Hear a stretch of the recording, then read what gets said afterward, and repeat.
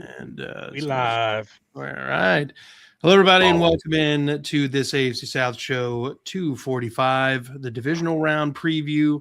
My name is Curtis. You'll check me out over there at That Real Texas Team podcast if you're a Texans fan. With me, as always, my resident co-hosts. Up at the top right, we got Isaiah, a.k.a. Duval's finest, 1/3 of Third and Teal.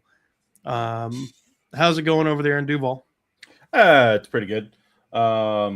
Season didn't end quite how we wanted it to, but overall, I mean, it was a lot better than we thought it would be. So we're good. We're chilling, and we're just looking forward to next season. Hell yeah! Down the bottom right, we got Jeff, who's one half of Unstabled, our Colts podcast in the network.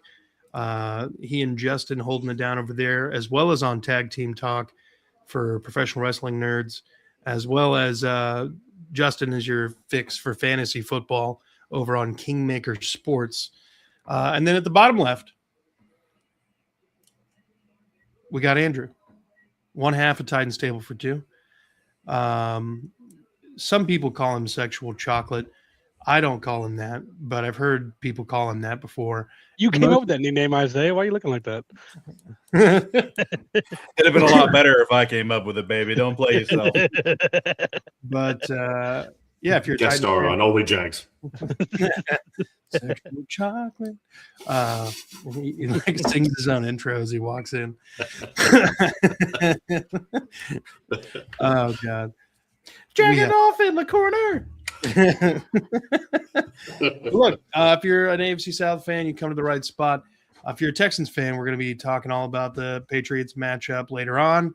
But right now, let's talk about the one team in the South without a head coach. That'd be the Titans. Unfortunately. That's what to say. Unfortunately. What news do we have on the Titans coaching search? Well, they are wrapping up their first round of interviews this weekend and immediately getting into second rounds the same day. Jonathan Gannon's coming in. I think that's more of like a D coordinator kind of talk to, maybe. And there's no real option there. But then Robert Saleh finishes off with an interview tomorrow. And then we got Stefanski coming in right after we talked to Saleh for his second interview. So they've got it narrowed down to 3 or 4 finalists, not including Saleh, who could potentially get a second interview after his first. I say 3 or 4 because there's some debate on whether McCarthy's considered a finalist or not, because he's there today. But Matt Nagy, Kevin Stefanski, Jeff Hafley, and then McCarthy is, like I said, he's having his interview today. He went to dinner with him. It's his first technical interview, but they had a meeting that was like an NFL sanctioned interview earlier in the process. So it's his second meeting with them, first interview. That's why some people are calling him a finalist and some aren't. He's having the longest interview because he's kind of staying with them all day and was with them last night. So it's down to 4 or 5, and I could see maybe 1 or 2 more getting pulled in for a second interview, maybe like Mike McDaniel or something like that. But really, I mean, for me, like if we could get Saleh in for a second interview, and maybe McDaniel, like that's my top 5 anyway. A lot of Titans fans are not really high on Matt Nagy. I think the hate is kind of forced. I'm not saying he's the best hire, but I don't think he did as bad of a job as people want to say with Mitch Bears. Yeah, Mitch Trubisky, Justin Fields, got a winning record and wins the playoffs. He is a double doink away from winning a playoff game. You can't blame him for a double doink, so I don't know. It's not a sexy hire. But there's not as much negative about it. I think it's kind of just because he's been the favorite the whole time because of his connection with Borkonzi. But yeah, I mean, bring McDaniel and Saleh back for second interviews, and I'm happy with any of those hires. Christian, the other half of Titan Stable for 2, bring on Stefanski or Robert Saleh. Yeah, I said jagging off in the corner yesterday. By the way. That's what I said. In case I know you didn't hear that 32 GLK 41, but for any of the other listeners or watchers that may not have heard, I said jagging off in the corner. Jagging off. Me and Christian did top 6s yesterday. Only Jags. On our show, they're pretty similar. Like he had Kingsbury on his, and I had Hafley on mine. We both had Nagy at 6. So yeah, I mean. there's going to be a lot of bitching if Nagy is the hire, but it's not as negative as people think. Let him bitch. Damn straight. Is there Bunch of bitches. I haven't really been paying attention. Is Tomlin like just taking the year away? Yeah, he's Is already he- said he's not going to interview with anybody because I mean you got to trade for him too. So he's straight up said he's taking the year off. Yeah. Yeah, I figured. Now, when you say that Mike McCarthy had an interview that lasted all night and into the next morning, that They kind do of have a female coming owner. from a female owner. I'm just, what kind of powers of seduction is being used? Well, from what I understand, they were calling him sexual chocolate while he was there. So That'll fucking Yeah, do there's no way I've heard that. That's been said more than 2 times in the existence. So there's no way it happened here and there. prove it. Mark Prove it. Henry got his start in wrestling. Yeah, you're not a wrestling fan. Like he not start. It was a little bit further. He was started with the Nation of Domination. That's a different show. That's a different show. Anyway. Other Nobody news. cares. Segue into tag team talk. In other news, But yeah, I just like I said, the longer interviews, kind of like Harbaugh had with the Giants, like all day, really talking. Probably met Cam and Jeff, I'm sure, today and stuff like that. But did it hurt your feelings that he chose? no, because I think it felt good to be in the running, like for him to actually look and say, "Hey, these are my top 2." I think the Giants, if the Falcons were a third on that list, to be his second. But the Giants are a better roster team right now. They have a I'm wide honestly receiver. surprised that Harbaugh didn't. Like, I really thought he would be going to Oakland. I feel like they're about to be stacked all that. Or not Oakland. I still call them Oakland. It doesn't Falcons. matter. I feel like he was going to go Vegas. to the Raiders. Like, I I mean, feel like they're quarterback. about to be a really stacked team. I mean, they don't bagged know. up the Brinks truck for that man. I will say. I mean, he got a Got lot of money. everything. I mean, Yeah. they said they're giving him whatever he wants, basically, and he said, "Okay, cool. I want." Yeah, he this." wasn't leaving the building. But I think the Giants are a better team right now. I mean, they have Malik Neighbors. They have Abdul Carter, Brian Byrne. They're built It to also win faster seemed- than us. It also seems that outside of Dak Prescott and when Jaden Daniels is alive, fucking that division's kind of wide open. Yeah. Like Eagles are, I don't are think they- fallible. I don't trust Jalen Hurts at all. Yeah. So, other news: the Denver Broncos advanced to the AFC Championship game. On a bit of bad news for them, Bo Nix broke his ankle in overtime and is done for the rest of the playoffs, meaning that the 1 seed Broncos will be starting Jared Stidham next weekend Maybe. in the AFC Championship game. Unless, yeah, you're right. Unless they call Phillip Rivers. No, he's still on the Colts. He'd have to get cut first. Oh, come on. Tommy Brady. Oh, God. Peyton. Bring Peyton back. Let's ride. But whoever wins this AFC divisional round against with the Texans and the Patriots, I mean, in theory, that challenge in Be a Denver walk-in. is a little easier. Yeah, for sure. So I mean, their strength is still their defense. So, obviously, yeah. but I mean, Bo Nix made a lot of plays today. So Mhm. The other game going on currently, San Francisco and Seattle. It is currently halftime with the Seattle Seahawks winning 24-6. Seahawks looking damn fine right now. Called Drew Brees. Hmm. True, he has a connection. Peyton's boy. Well, that brings us to Sunday's matchups. We'll start off with the Houston Texans at New England Patriots. The Patriots walk in with a 3-point favorite and 40.5 point over under. A lot has been made of this Texans defense and, the kind of heights that they've reached as of lately, as far as maybe they're doing some of these things against lower quality opponents. I don't necessarily believe that to be the case. I mean, it's kind of been just anybody we've played. The offense has just genuinely struggled. I mean, the only instances I can think of where teams put up a fair amount of points against us were, week 18, we got backups in. We got the Jags game where, they got a lot of short field opportunities, a special teams touchdown, and kudos to them for capitalizing on those moments.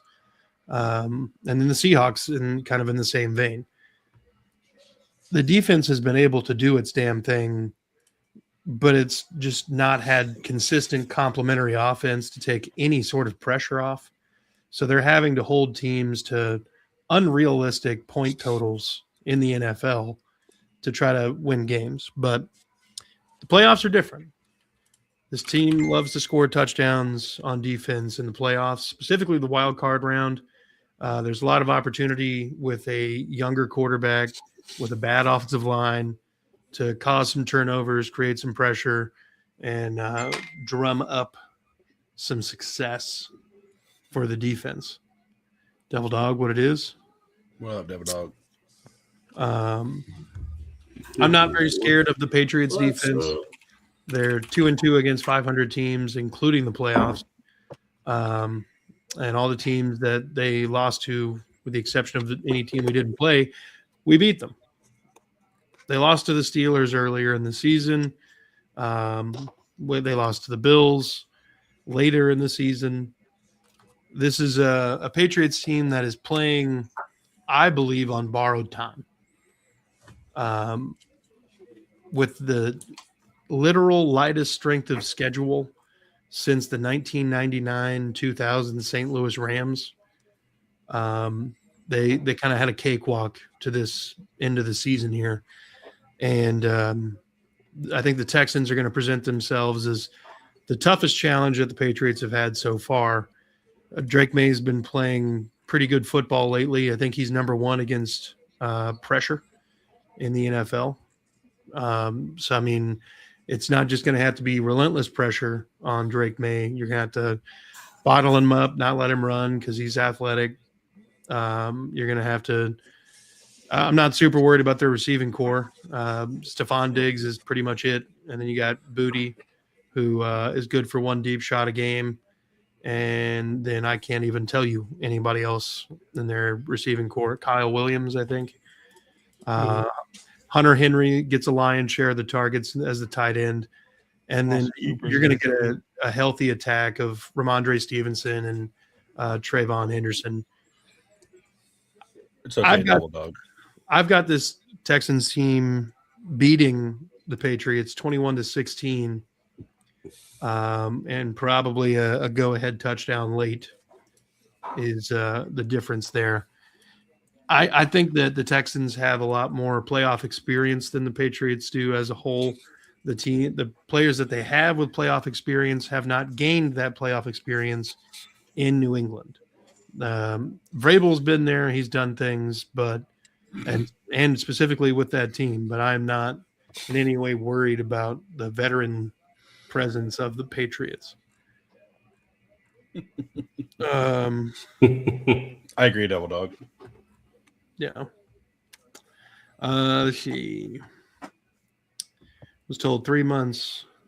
The QB was being hurt was an excuse.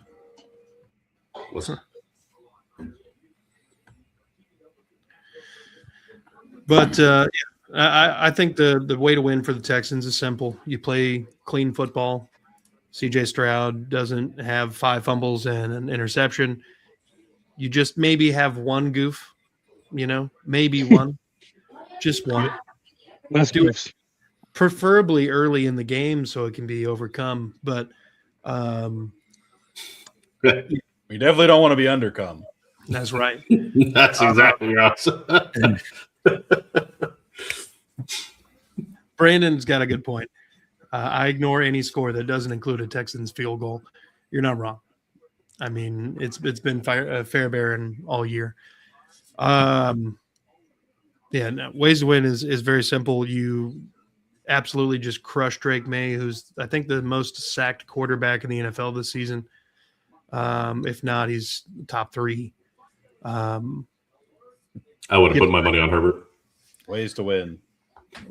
Score more points than the other team. That's right. Sure. No, but constant big if true. Make him make dumb decisions. We're not going to send a lot of extra pressure. We're just going to send the 4 and stay in shell base coverages, which is what we want to do anyway. And these wide receivers are going to have to win one-on-ones against arguably the best secondary in the NFL. So good luck with that. But I don't know. I really don't see – I feel like it's more likely that the Texans blow out the Patriots than it is that the Patriots blow out the Texans. It seems as though to me that the Patriots are really high. Like the fans themselves have been pretty fucking arrogant in the comment section leading up to this game. They're back. Well, they've suffered not be? enough. They've had They're 3 or back. 4 bad years. No. God bless them after having the literal best dynasty there ever was. Fucking nerds. Bitches. But biggest thing that I haven't even talked about yet is the weather. Dude, Devil Dog wants to cream them. The fucking snow very well could be a problem. If that is the case, then I'm not worried about necessarily quarterbacks at all. I'm just worried about which defense is going to stop the run the best. And I think Houston answers that call a little bit better than the Patriots do. So we've got to get this done. We've got the table set with Bo Nix breaking his fucking ankle. We got to capitalize on this and get to the Super Bowl. That way we can, at least contend for one. We have some things to hold over some heads in the division. But other than that, that's pretty much it. Like I said, 21-16 Houston. Who wants to go next? He just said you can't have a prediction without a field goal. Well, he can fucking figure it out. He can make his own damn prediction. Yeah, come on now. How about you start your own show, Brandon? Okay. So, yeah, I mean, if the snow becomes a running game, these are the 2 best rush defense in the NFL, actually. So, yeah, you would think the Houston can stop them more, but I do like the Patriots running backs more than I like the Texans running backs. I do like Woody Marks.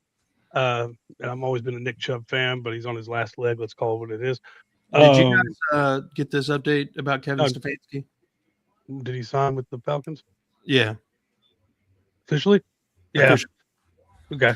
I knew he was going to. Okay, so Stefanski is off the list. Nagy, Hafley, McCarthy. Please. Raheem Morris. Would you say? Hire who? Raheem Morris. Please, Nagy. Nagy and Raheem Morris. Robert Saleh, come on down. I really wanted y'all to get Stefanski. That dude's terrible, but unfortunately, he's with the Falcons now. Yeah. Sorry, Andrew. You can go back to your points. No, I guess the 2 best rush defense. So it's already like Snow calls for a low score game. Texans call for a low score game because Texans football. Running a lot of clock movement calls for a low score game. But I do like the Patriots running backs more than the Texans running backs is what I was saying. I like Woody Marks a lot. I've always been a Nick Chubb fan, but he's on his last leg. I like Ramondre and Henderson more than both those guys. Stevenson Henderson sounds like a law company. But I don't know. Like there's truth to the Patriots not playing anybody. But even if you're not, the NFL is hard regardless. And that brings your confidence way up. So I mean, it can play a factor in it too. I don't know. It's going to be a close one. I'm going to call it 20-16 Patriots. All right. Yeah. I think CJ. Yeah, I mean, you can't. Sorry. I'm kind of. Go ahead. You're right. No, you're finish your thought, man. I was just going to say, like, you can't play like you did last week for sure. Because if you let the Patriots hang around like you did the Steelers, they're going to make you pay. Yeah.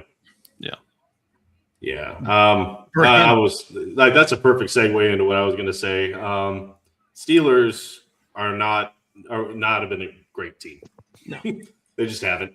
And they couldn't capitalize on any of the mistakes that the Texans made. And there was a few big plays there that were just, hammer hands. DK Metcalf just dropped when he beat Stingley. Like there was just a few big plays that the Steelers missed two. I'm not saying that there's a guy that is good at receiver as DK Metcalf on the Steelers on the Patriots, but I don't know. Like you said, I do really like that duo at running back that New England has. And the Texans still do have the number one defense. So this is another tough game because I think New England has also, pretty solid defense. Playing at home, snow could be a factor. I'm not sure what the forecast is. I haven't looked at it if I'm being I'm about to pull it up. 100% transparent. Pulling it up. The weather is a factor. It would would greatly affect my score prediction. Weather boy. It's supposed to snow here it's important. Yeah. Florida? Yeah. Oh, shit. It probably won't because it's gonna be like 40 and 38, like when it's supposed to snow. So it'll probably it's gonna freeze up there and not be frozen when it hits the ground. Yeah, maybe. But Let's see. The game starts at 2 p.m. and there is about 3 o'clock is when the snow starts. So it'll be snowing, but it won't have already snowed. I think that'll be a big deal then. I think this will be a lower scoring defensive game. I'm torn on this one. I would not be surprised to see Houston win. It's just, again, I like that duo of running backs. I think New England is a better team than Pittsburgh. I think they're more consistent. I think they're better at finishing. But this will be the first real test of the season. But yeah, I'm going to say, and to kind of go with what Brandon was saying, I'm going to say a game of all field goals. Oh, shit. I'm going to say 15-12 New England. yes, Kong on comms has the right idea. Isaiah? Magsville. I don't even know. CJ Stroud looked great and looked terrible last week. Was it raining in that game? I wasn't able to watch it. No. He was just getting swatted. Okay. Yeah, it was just... the Patriots are going to attack that.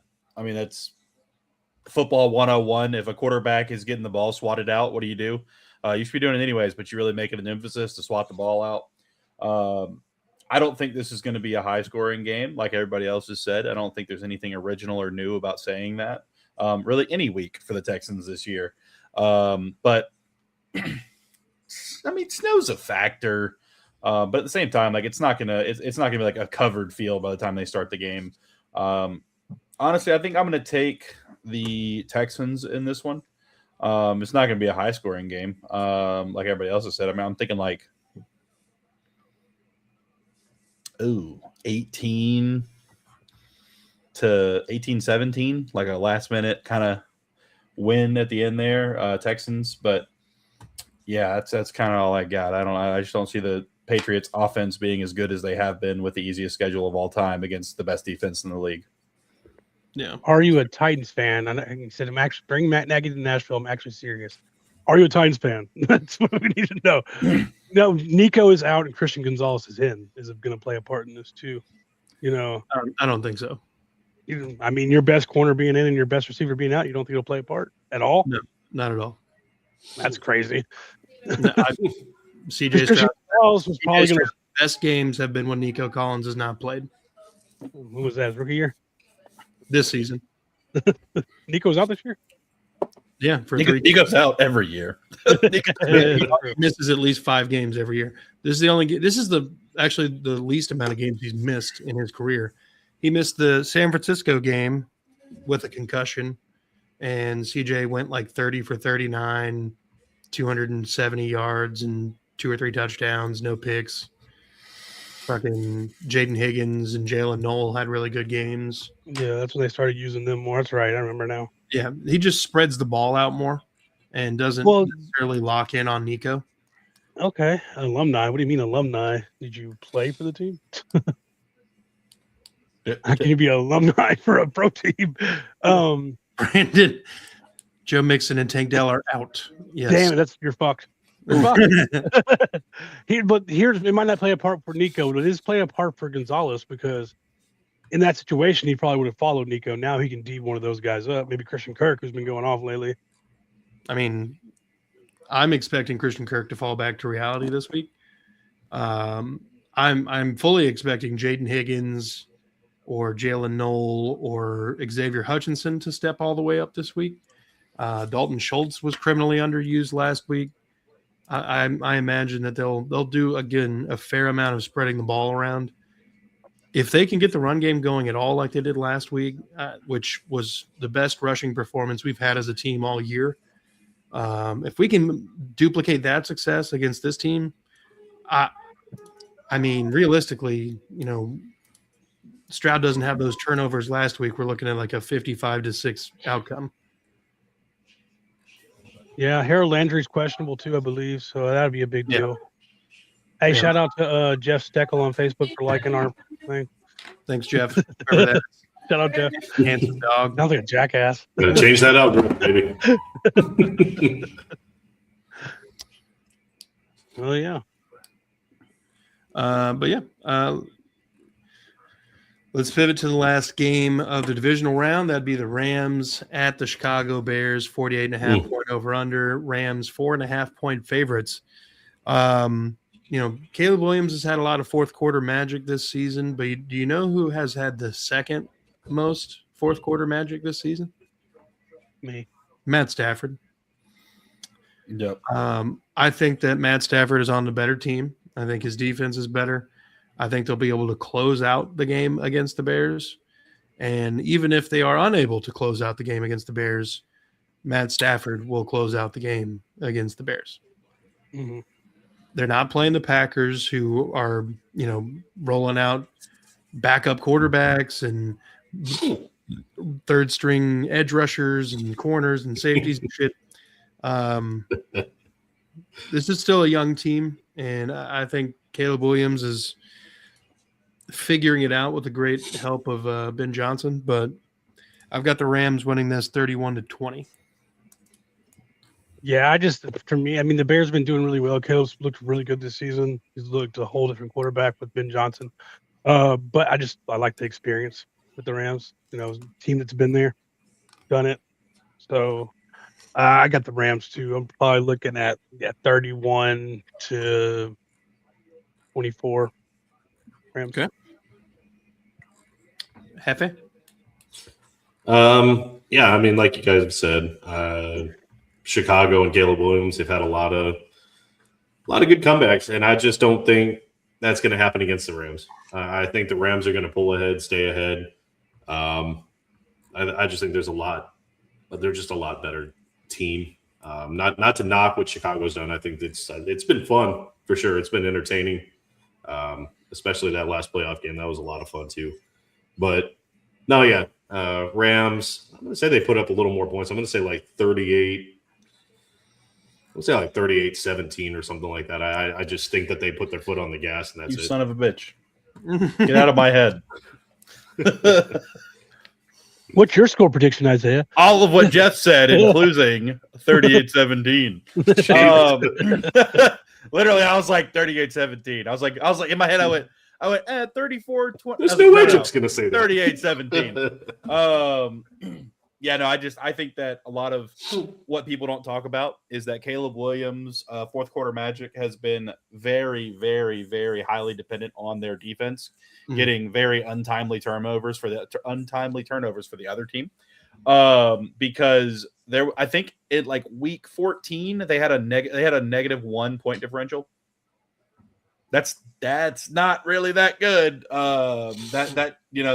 They started pulling away at the end of the year, but no, I just think the Rams have more experience. Matt Stafford is one of the best quarterbacks we've ever seen. He just unfortunately got stuck on the Lions for so long, and I think that the Rams are going to handle this game no problem. Okay, what was your score? 38-17, just like Jeff. Okay, I didn't know if we were actually just going to. All right, Lock that in. That's what I was gonna say, and he said it. I'm like, damn, they fucking same fucking wavelength there. Yeah, there we go. Great minds think alike. And the Seahawks are in the red zone. Fudge. Yeah, they're both of these picks are not going well for me. Seahawks Super Bowl, baby. Yeah, the Rams just for that. I had Rams Bills, but now it's changed. But I had the Rams winning it all just because of the experience. I could see Stafford winning it all and walking off, retiring. Yeah. Second one. It was crazy because before the season they were like, "Man, we're not sure if he'll play. His neck is really bad right now." Blah blah blah. He's had an MVP season. Yeah, what a year to walk it off on. And like regular season MVP, Super Bowl, and Super Bowl MVP. That'd be like the perfect year to retire. Yeah, walk it off. It doesn't get much better than that. I could see McVay retiring to that and go into the booth or go make $30 million. Why would he retire? He's still the youngest coach in the NFL. He almost retired whenever Aaron Donald was leaving. He almost quit because he didn't want to deal with the rebuild. I don't think that's retiring. I think he just was like, all right. Step away, whatever you want to call it. Yeah, it's still not retirement. I mean, John Gruden's only retired because nobody will hire him. You know what I mean? There's other. Nobody will hire him. I didn't say why. There's other I didn't things say there. why they wouldn't hire him. They said he wouldn't. little different circumstances. Dude, and now you just get this dude shit on Barstool, and every single team in the country sends him fucking swag. Dude, those videos are hilarious. Every single video will be like, let me tell you something. I just got this bag from Vanderbilt Commodores. They're one of my favorite schools in the country. And if you don't know much about those guys, anchor down, baby. And it's just like, oh my God. I just saw you do this video for Florida. What are you doing? I just got this box in from the Florida Gators. They're one of my favorite teams in the country. And if you don't know much about them, go Gators. Did you see the one where Caliendo was on there with him? No. Caliendo was doing the impression. He's like, yeah, this is some good material, man. I like this piece of clothing right here. God, John Gruden. I'll say it. I liked him when he was on Monday Night Football. I don't care. Yeah. I mean, could we? I would, because Chris Collinsworth and they're fucking terrible. Tony Romo and Tony Romo, fucking awful. And I texted you guys this. It always seems like every time Tony Romo is about to pick a play, like do that little pre-read prediction that he does, it's always wrong. It's like, oh yeah, now you gotta look out for the play action. It's just a handoff right. Yeah, when he first started, like it was pretty decent, and he's just as he slobbed more on Mahomes and Josh Allen, he has gotten worse and worse. Yeah. I think he's gotten further and further away from the modern game, and I don't think I think he got the check and was like, all right, I'm gonna kind of phone this in. I think I can. Romo, because I remember when Romo first started, he was like calling plays out like he was some kind of magician. Literally, like Titans are lined up in like a perfectly balanced I formation. He'll be like, "Run to the right, Jim." And they're like, "Oh shit, all right." They're going off left guard. Oh, double tight left 27. They're gonna do a counter here, and it's gonna go through the C gap. And he's like, "Fucking boop boop boop," and it's like, "Oh yeah, that's what happened." Now it's like, how'd you know? Josh Allen's cock is huge. Back to you, Jim. We're still in air, dude. Oh, sorry, his rooster was large. All right, gentlemen, do we have any closing comments on the divisional round? We know that obviously the Broncos Bills game is in the books, and Bo Nix is done for the year. We're currently 27-6 in the Seattle and San Francisco game. So 49ers got them right where they want them, baby. Yeah, right where they want It's them. only three scores. I mean, there's actually a little bit of news in Indianapolis. A little bit, not a lot. Okay, little bit. Eagles have requested to interview Jim Bob Cooter. Oh, the Cooter. That's wow, the Cooter might be on the move. Be even worse next year. It's Steichen calling the plays. Yeah, but at least Cooter's there to like help. You know, he's there to help game plan. Now it's going to be some random guy. You know. Yeah. I'm going into this next season with a very low bar, like I did this year. Yeah, I don't think the bar should be low. I mean, I think realistically, like 8 and 9. Just run it right back. That's basically what they're doing. They got a lot of free agents though coming up, so that'll be interesting. When are we doing that mock? Like we asked us to do a couple round mock draft. I don't know when you were. We want can that. we can do that because we'll have that week in between the Super Bowl and the championship games. So we can do that then. We can game plan on that. Gentlemen, closing comments? Go Pats. No?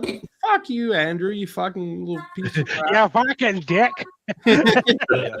Y'all been watching too much Letterkenny, okay? You fucking give your balls a tug, tit fucker. Selling trailer park boys. Did you just take off your shirt and then put your hat and glasses back on to fight? What kind of backwards fucking pageantry is this? Eyes on your own test there, bud. I've used that one a couple times. Makes it real awkward in the work bathroom. This must be where all the dicks hang out. All right. Now that we're officially never going to be on ESPN. Gentlemen, Wow, this close. This close. I just want to say I appreciate you guys coming on and talking AFC South ball. We will catch everybody in the reactions. If you're new here, make sure you hit the like, subscribe button. If you're a Titans fan, go check out Andrew at Titans Table for Two. If you're a Colts fan, go check out Jeff at Unstabled. If you're a Jaguars fan, go check out Third and Teal, and you'll see Isaiah's beautiful face over there. And then if you're a Texans fan, you can go check me out over at That Real Texas Team podcast. I was going to say .com for some reason, but I don't know why I would have said that. That Real Texas Team podcast. We don't know what's there. And then same thing here. Hit the like, subscribe button. Folks, be good people. Fuck the Colts, the Cowboys, the Patriots, the Steelers. I'll say fuck the Seahawks too.